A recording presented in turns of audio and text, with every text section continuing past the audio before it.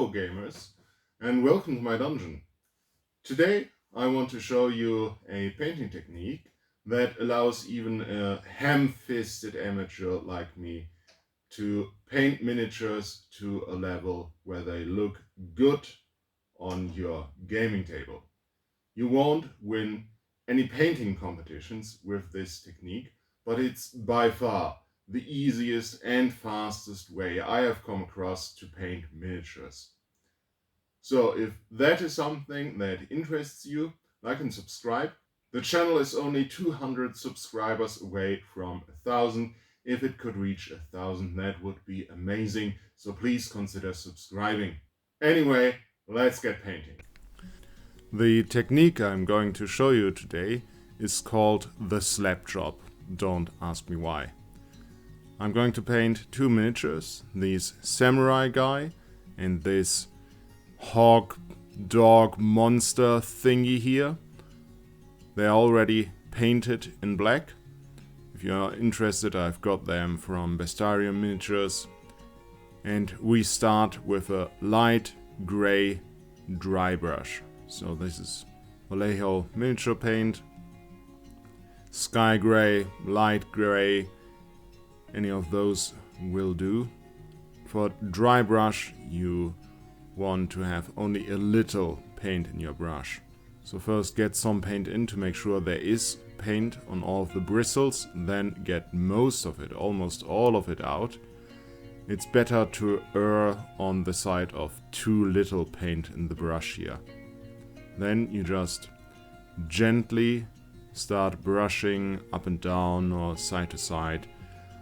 Gently brush over your miniature, and this will highlight all of the protrusions and leave the recesses dark.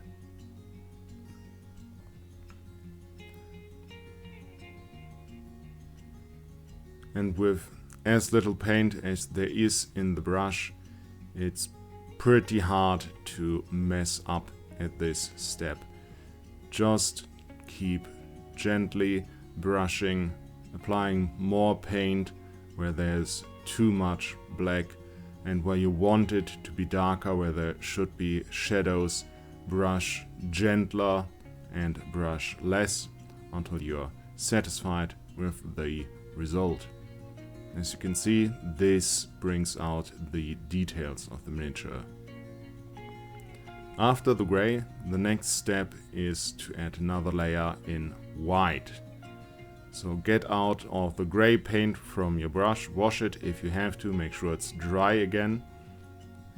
And then once again, cover all of the bristles in paint, get most of it out and start brushing. This time more gently. Only want to highlight the edges and areas you need brighter.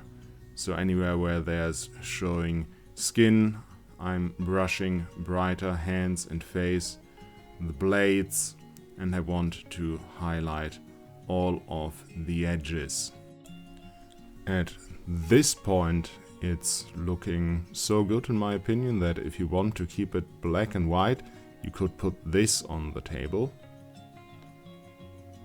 Or maybe just do a very stylized version where you have it mostly black and white and grayscale, and then just add one or two color to highlight certain features. But today I will paint almost all of this in some kind of color. Here on the monster, again, gently brushing where I want highlight. So for this, especially on the horns, the bristles protruding from the back and the teeth. Quick tip for cleaning brushes. I've got 2 glasses of water here. First I use the right glass to get off most of the color from the brush. Then I go onto a regular bar of soap. There's special brush soap, but I found just regular old soap works well enough. Then I go into a second glass of water to get the soap out. Then I dry the brush and it's good for more painting or to put away. What makes this technique work at all is the type of paint I'm using. This is Wargaming Speed Paint. It's a similar product to Citadel Contrast Paints or Vallejo Express Paints, and it is a type of transparent paint. So you can see the underlying layers through the paint, meaning that you can still see all of the highlights and the recesses, the dark recesses we have done. Also, this type of paint tends to pool in recesses similar to a wash. So we can just slap on one coat of paint and it will look like we've done the time to do some proper shading and highlighting and mixing of color, while we actually didn't. It's also the perfect consistency to just slap on. You don't have to thin it down.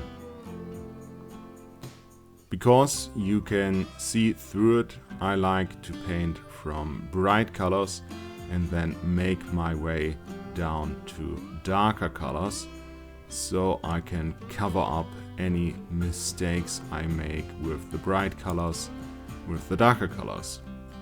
The drawback using these kind of paints is that they look different dried and wet, so it's hard to gauge the exact color you will be getting. They're also kinda hard to mix, but here you see me using the speed paint medium to get a lighter red for the clothing, so they look different from the sword and armor I painted in red. It's also faster if you paint several models at once, and you can keep using the same color for different models without cleaning your brush in between.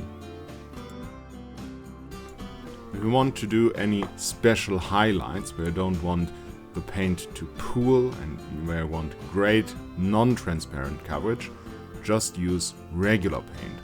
For example, I like to fill in the eyes bright red.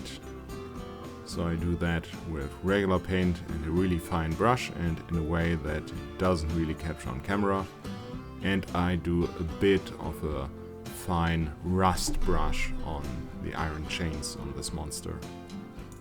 Once this has dried, put on a thin coat of clear matte varnish and they're good to put on the table. And I think for the amount of work you put into it, and especially the amount of skill required, these look excellent. As always, thanks for watching, and until next time.